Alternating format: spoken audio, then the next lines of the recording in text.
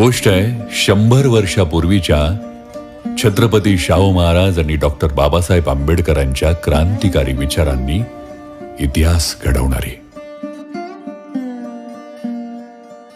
माणसांना माणसांप्रमाणे वागवलं पाहिजे. अस्पृश्यता, बहिष्कृतता या नावाखाली होणारा जुलूम मोडून काढण्यासाठी बरोबर 100 वर्षापूर्वी छत्रपती शाहूंनी पददलितांच्या उन्नतीसाठी काही क्रांतिकारी योजना आखण्याचा निर्णय घेतला. आणि घडला एक इतिहास.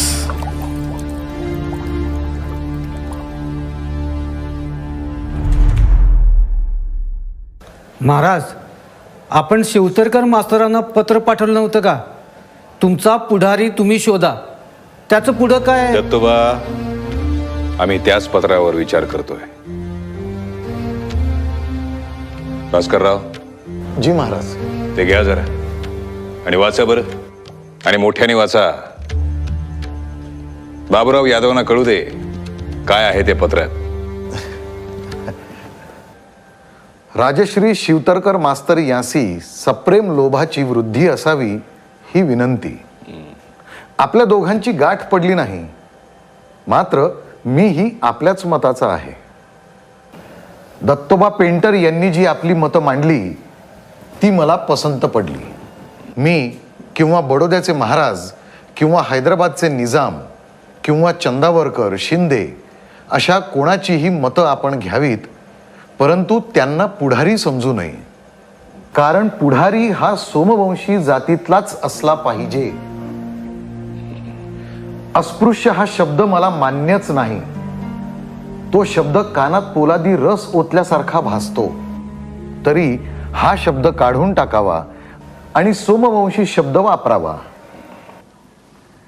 पशु देखील आपल्या जातीशिवाय पुढारी करत नाही.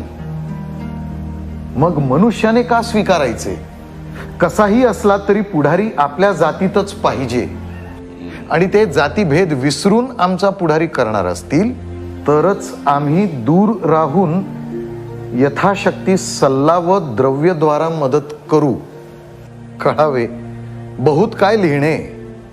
लोभ असावा ही विनंती. हे बेस आहे. बदकांच्या कळपाचा पुढारी कावळा कसा होईल? हा, तेच तर. बहिष्कृत ठरवलेल्या बांधवांचं नेतृत्व आपण किंवा इतर जातीतल्या पुढाऱ्यांनी करून कसं चालेल? हे असले पुढारी न्याय देतील वय?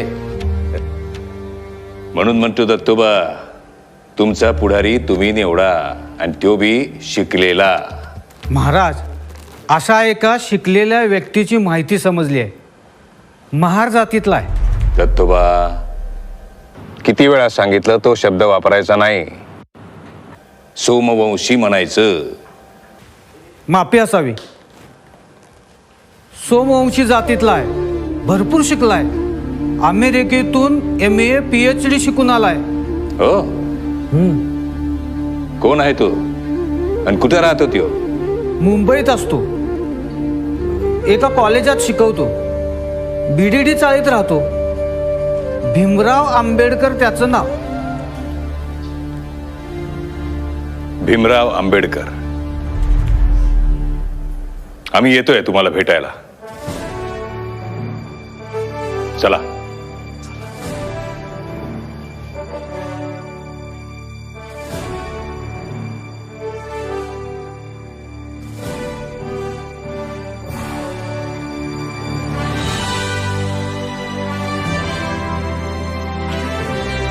डॉक्टर आंबेडकर. आंबेडकर. हा, आंबेडकर आहेत का घरात?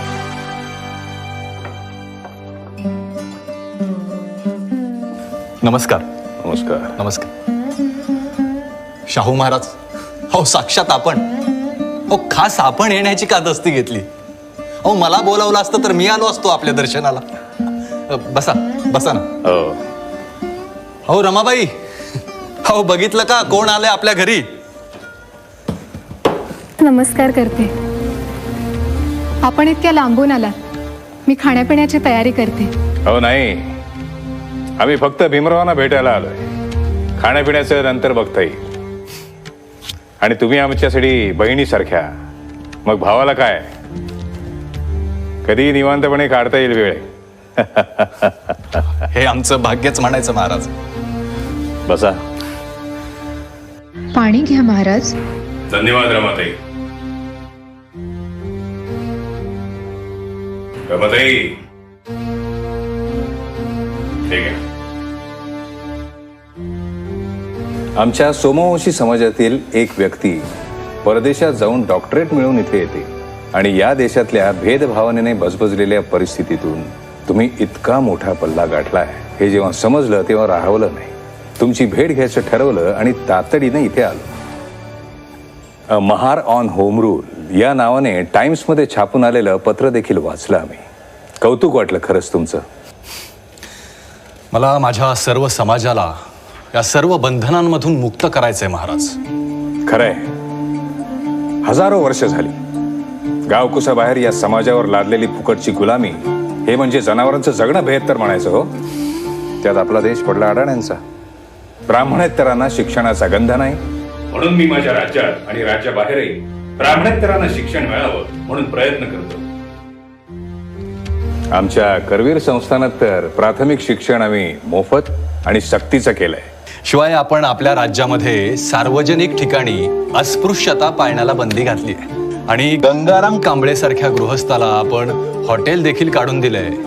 आणि महत्वाचं म्हणजे बहिष्कृत विद्यार्थ्यांसाठी आपण हॉस्टेल देखील सुरू केलंय. अरे वा, तुम्ही आमच्या राज्याची चांगली खबर ठेवली की.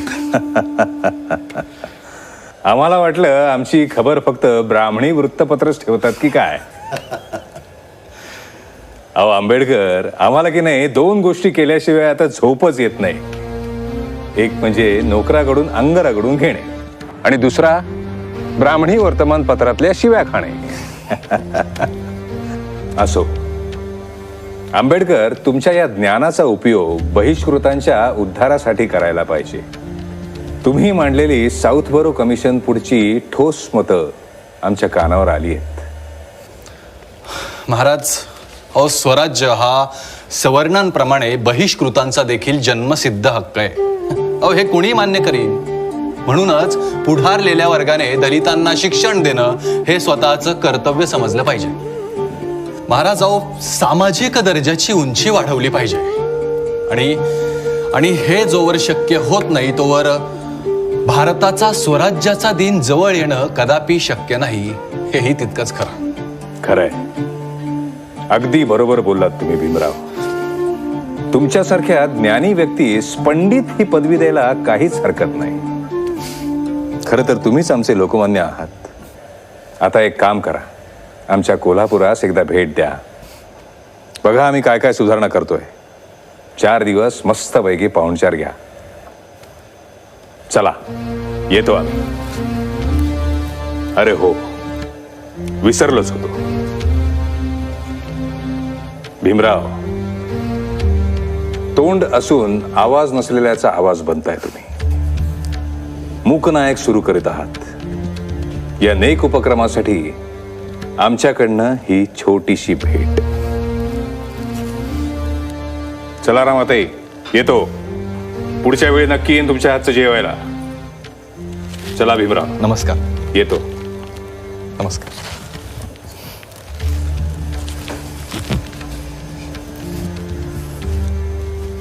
प्रत्यक्ष शाहू महाराज आपल्या घरी?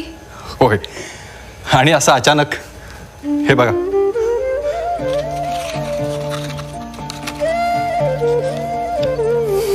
आपण मूकनायक सुरू करतोय म्हणून महाराजांनी कौतुक केलंय आणि आपल्याला मूकनायकसाठी भेट सुद्धा दिली आहे.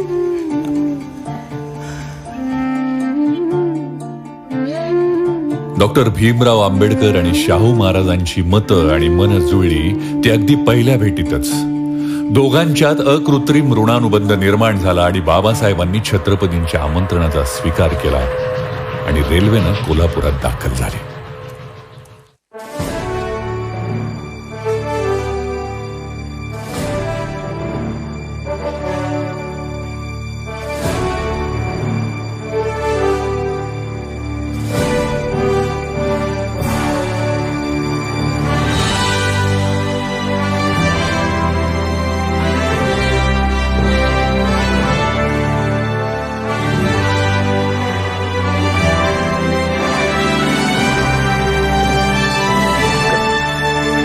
तुम्ही आलात बरं सर. आमचं कोल्हापूर कसं आहे ते बघा. आणि ही सगळी आमची सहकारी मंडळी. ओळख करून देतो. हे निंगप्पा आयदाळे. आम्ही कोल्हापुरात सुरू केलेल्या मिस क्लार्क बोर्डिंगचे सुप्रिटेंडंट. आणि हे आमच्या राज्यातले माणगावचे पाटील आप्पा गोंडा पाटील. बाकी दत्तोबा पवार, भास्करराव जाधव आणि आमची मुलुक मैदानी तोफ बाबूराव यादवांना कोण विसरेल. आणि हे दिवाण सबनीस. तुम्ही या करवीर संस्थानात, या भव्य राजवाड्यात आणि कोल्हापुरात केलेलं माझं स्वागत खरंच ऊर भरून आणणार आहे. आणि हे तुमचे सर्व सहकारी सुद्धा. अहो, आज तुम्ही इथे येणार म्हणून सगळ्यांना मुद्दाम बोलवून घेतलंय मी. आमचं मन गेल्या अनेक दिवसापासून एका गोष्टीसाठी खायला उठलंय बघा. महाराज, आमची काही मदत होऊ शकते का? म्हणजे माफ करा, लहान तोंडी मोठा घास घेतोय, पण आपण आदेश करू शकता. भीमराव, तुम्ही हे काम नक्कीच करू शकाल. मी सांगेन तुम्हाला. या.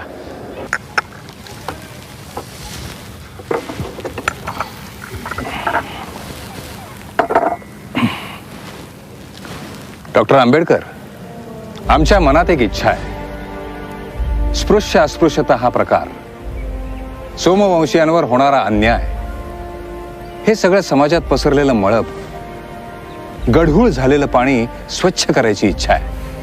आणि त्यासाठी इथे बहिष्कृतांची परिषद घेण्याची गरज आहे असं आम्हाला वाटतं. अगदी बरोबर बोललात महाराज. खरंच आज अशा प्रयत्नांची नितांत गरज आहे. आणि ही गरज फक्त इथंच नाही, तर देशभरामध्ये अशा परिषदा भरवल्या गेल्या पाहिजेत. महाराज, आज बहिष्कृत समाजाला खऱ्या अर्थानं जागृतीची नितांत गरज आहे. आणि आपल्यासारखा दूरदृष्टी असलेला लोकनेता, सखा बहिष्कृत समाजाला मिळालाय. महाराज, बहुजनांच्या उन्नतीसाठी आपण जे कार्य करत आहात त्याचे दूरगामी प्रतिबिंब देशाच्या सामाजिक आणि राजकीय भवितव्यावरती उमटलेले दिसतील. आणि देशाच्या सामाजिक लोकशाहीचे सच्चे आधारस्तंभ म्हणून आपण ओळखले जाल. Bhimrao, I am of the opinion to reward self-government to my people. For untouchable especially, there is a need to keep pressing for communal representation. आता कित्येक जण म्हणतात की राजकारणाचा आणि स्पृश्यतेचा काय संबंध आहे. काही संबंध असल्यास आम्ही तसंही करू. पण आम्ही हे विचारतो, अस्पृश्यांना मनुष्याप्रमाणे वागवल्याशिवाय राजकारण कसे होणार. आमचंही हेच म्हणणं आहे महाराज. महाराज, प्रत्येक व्यक्तीच्या उन्नतीस त्यानुसार सामाजिक परिस्थिती असणं अत्यंत जरुरी आहे. जन्मसिद्ध अयोग्यता आणि जन्मसिद्ध पवित्रता यामुळं हिंदुस्थानातील परिस्थिती बहिष्कृतांच्या उन्नतीसाठी प्रतिकूल आहे.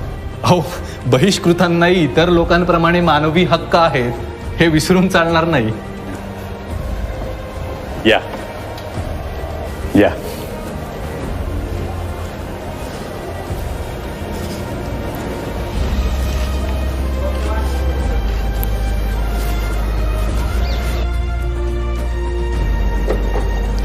मग ठरलं तर डॉक्टर आंबेडकर, आपण मिळून बहिष्कृत समाजाच्या समस्या सोडवण्याचा चंग बांधू. भारतातील पहिली बहिष्कृत समाजाची परिषद घेऊ. आणि ही परिषद आप्पा पाटलांच्या माणगावात भरवूया. काय आप्पा? जशी आज्ञा महाराज. आपण फक्त आदेश द्या. महाराज, आपण घेतलेला निर्णय या देशाच्या भविष्याची दिशा बदलणार आहे. आणि त्यामुळे तुम्ही जे म्हणाल, जसे म्हणाल तसेच घडेल. होय महाराज. हाती घेऊ ते तडीच नेऊ. तुमचा एक शब्द आमच्यासाठी हुकूम आहे असं सांगा. परिषदेची सर्व तयारी आम्ही चोख पार पाडू महाराज. तुम्ही फक्त सूचना द्या, आम्ही सर्व तयारीला लागतो. ठरलं तर मग डॉक्टर आंबेडकर, या सभेचं अध्यक्षस्थान आपण भूषवावं असा माझा आग्रह आहे. दत्तोबा, आणा तो फेटा.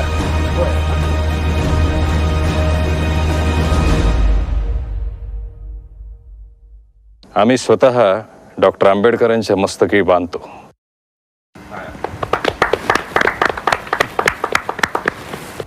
विद्वानांचा परामर्श घेणं हे छत्रपती म्हणून आमचं कर्तव्यच आहे. आज मी खरोखर धन्य झालो. स्वतः शिवछत्रपतींच्या वंशजाने, रयतेच्या महान राजाने माझ्या मस्तकावर हा फेटा बांधून माझा सत्कार केला. महाराज, मी आयुष्यभर या फेट्याचा मान राखील. किंबहुना तो अधिकाधिक उंचावण्यासाठी हयातभर प्राणपणाने प्रयत्न करीन. हा माझा कोल्हापूरचा दौरा खरंच सफल झाला असं म्हणता येईल. मला नवी दिशा देणारा लोकराजा भेटला. हे माझं आणि या भूमीचं भाग्यच म्हणावं लागेल. चला परिषदेची तयारी करूया. परिषद भरवण्यासाठी निवड झाली सत्यशोधक परंपरेतलं गाव माणगाव. कोल्हापूर संस्थानातील कागल जहागिरीतील सीमेवरचे एक गाव. परिषदेच्या प्रचारासाठी पत्रके, जाहिराती छापल्या गेल्या. ही पत्रकं निपाणी, बेळगाव अशा दूर दूरच्या भागापर्यंत वाटली गेली. समाजातील कार्यकर्ते ही 2 दिवसांची परिषद यशस्वी करण्यासाठी सज्ज झाले. मांडव उभारला गेला. रात्री अपरात्री कार्यकर्ते काम करू लागले आणि अखेरीस परिषदेचा दिवस उजाडला. परिषदेचे अध्यक्ष डॉक्टर भीमराव आंबेडकर यांचं माणगावच्या वेशीवर जोरदार वाजत गाजत स्वागत झालं. माणगावमध्ये प्रथमच भरणाऱ्या परिषदेच्या माध्यमातून बहिष्कृतांचा आवाज बुलंद होणार हे निश्चित होतं.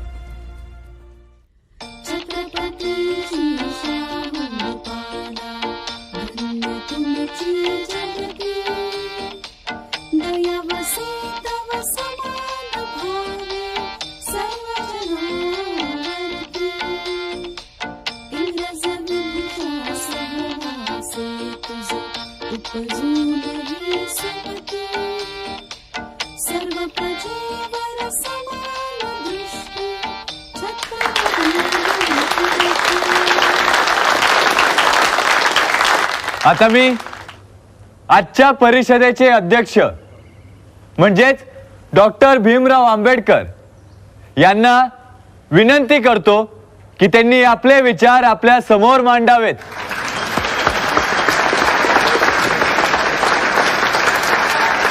माझ्या मातांनो, बांधवांनो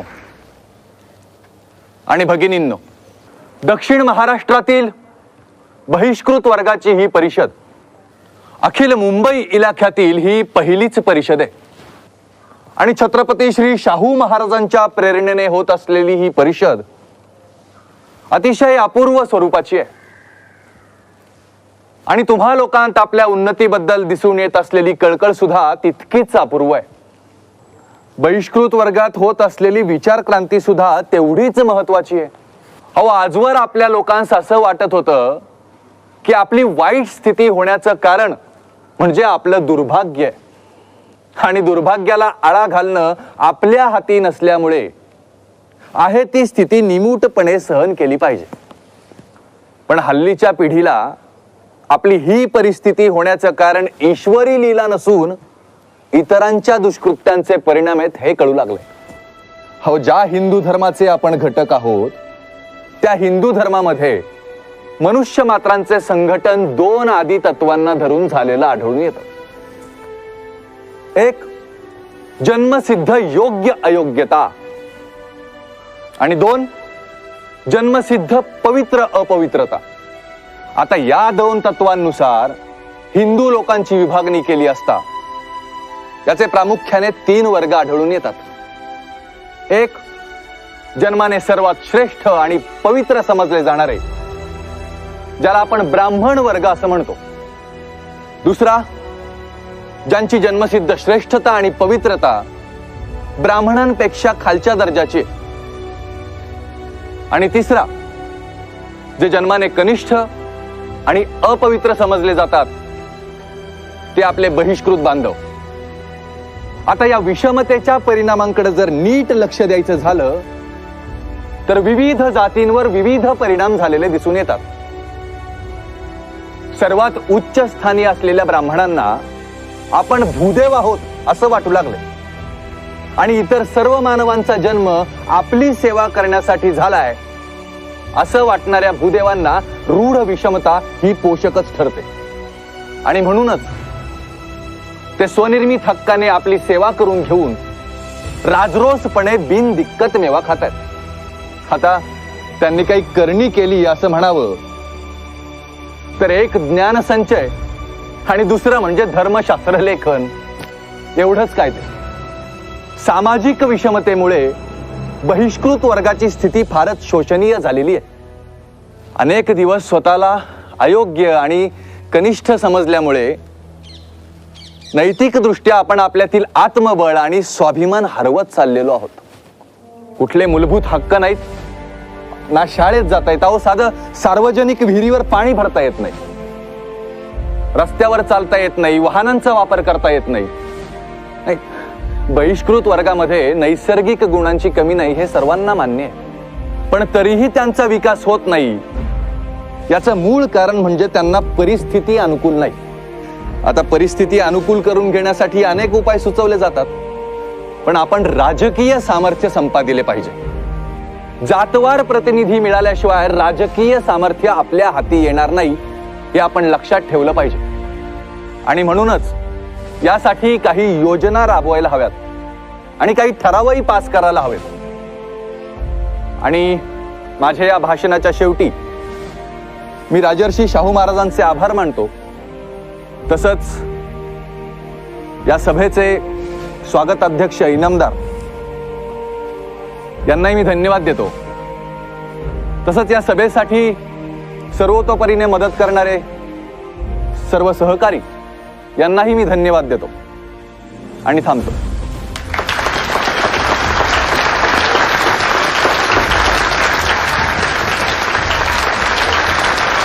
आज माझे प्रिय मित्र डॉक्टर आंबेडकर यांनी या सभेचं अध्यक्षस्थान स्वीकारलं आहे.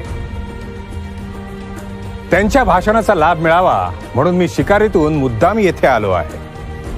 डॉक्टर आंबेडकर सर्व मागासलेल्या जातींचा परामर्श घेतात, याबद्दल मी त्यांचे मनपूर्वक अभिनंदन करतो. सोमवंशी लोकांची हजेरी माफ करण्याची बुद्धी मला का झाली याचे कारण या प्रसंगी थोडक्यात सांगावे असे मला वाटते. हजेरी असल्यामुळे त्या गरीब लोकांवर, गाव कामगारांवर, इतर ऑफिसर्सचा फारच जुलूम होत होता. म्हणजे गावात 12 आणे मजुरीचा दर असला तरी गैरहजेरीची भीती घालून त्या गरीब लोकांकडून हे अधिकारी लोक फुकट काम करून घेत होते. फार झाले तर त्यांच्या पोटाला 2 घास म्हणून काहीतरी देत होते.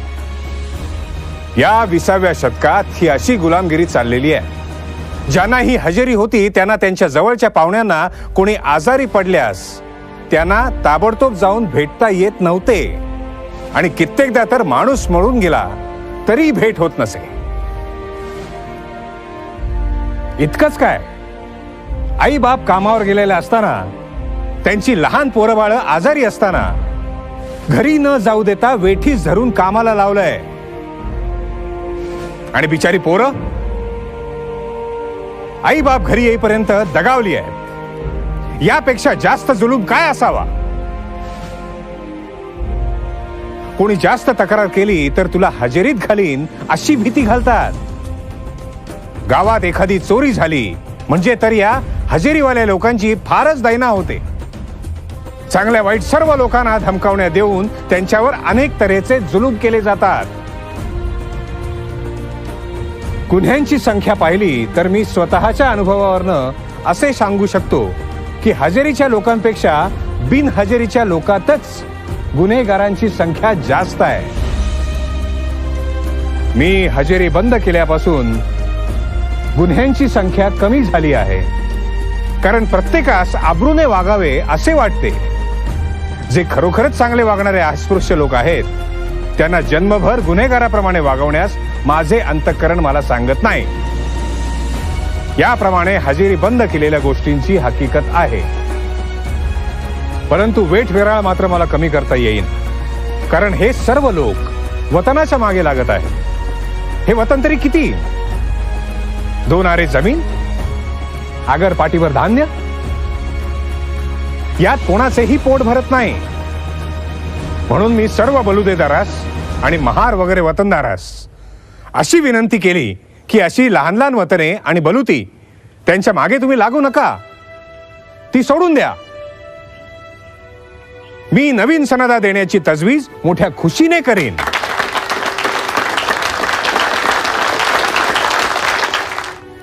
तथापि मी येथे जमलेल्या सर्व लोकांस हीच विनंती करतो की आतापर्यंत आम्ही निकृष्ट अवस्थेस पोहोचण्याचे कारण आम्ही आमचा योग्य पुढारी योजून काढत नाही.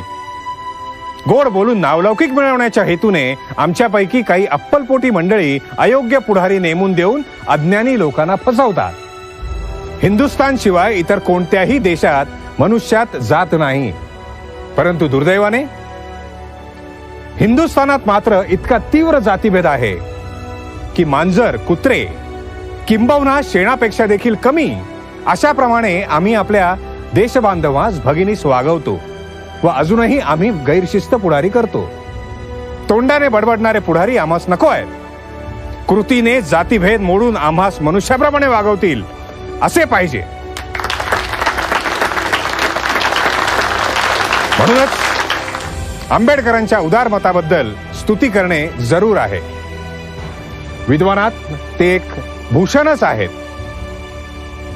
आर्य समाज, बुद्ध समाज आणि ख्रिस्ती यांनी त्यांना आपल्यात आनंदाने घेतले असते, परंतु ते तुमचा उद्धार करण्याकरता तिकडे गेले नाहीत.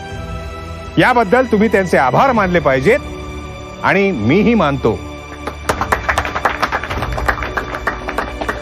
आणि त्यांनी या समाजाच्या उन्नतीसाठी नेतृत्व करावं अशी मी त्यांना विनंती करतो. ज्यामुळे आता तुमचा नेता तुम्हाला मिळाला असे मी आनंदाने म्हणू शकतो. मुंबईस त्यांनी जाण्याच्या पूर्वी मेहरबानीने माझ्या रजपूतवाडीच्या कॅम्पवर माझ्याबरोबर भोजनाला येण्याची तसदी घ्यावी. धन्यवाद.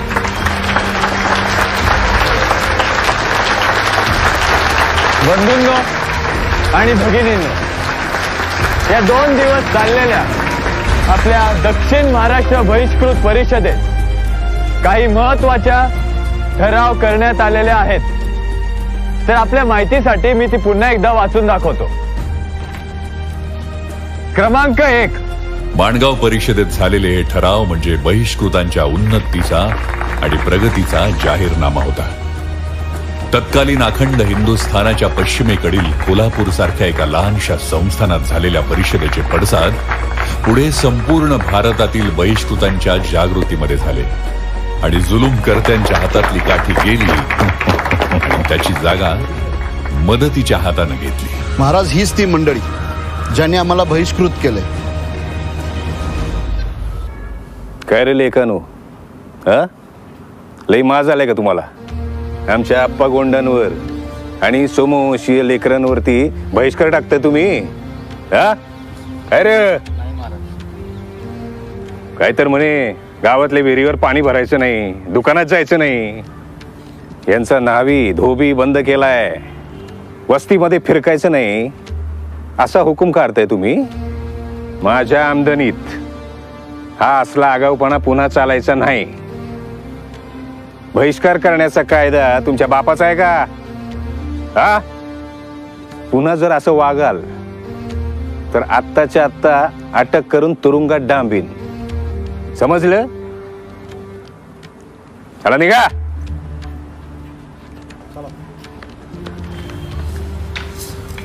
आभारी आहे महाराज. आप्पा गोंडा पाटील, तुम्ही काळजी करू नका, निवांत राहा. यानंतर लगेचच म्हणजे 30-31 मे व 1 जून 1920 रोजी अखिल भारतीय बहिष्कृतांची पहिली परिषद नागपूरला भरली आणि त्या परिषदेचे अध्यक्षस्थान राजर्षी शाहू महाराजांनी भूषवलं. ही क्रांतिकारी घटना होती. 100 वर्षापूर्वीची अस्पृश्यता आज नामशेष झाली आहे. पण यासाठी माणगाव इथं भरलेली बहिष्कृतांची परिषद ही मैलाचा दगड ठरली.